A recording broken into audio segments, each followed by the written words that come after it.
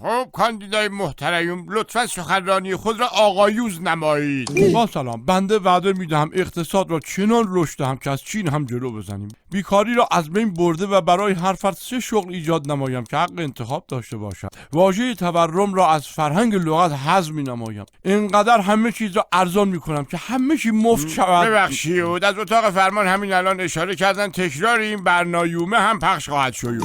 ای بابا، یعنی کی؟ در طی 4 سال ما یک بار برای یادآوری تکرار می نماییم. آهان، داشتم عرض میکردم اقتصاد را که نمیتوانم به این زودی ها کاریش کنم، نابودش نکنم شانس آوردیم.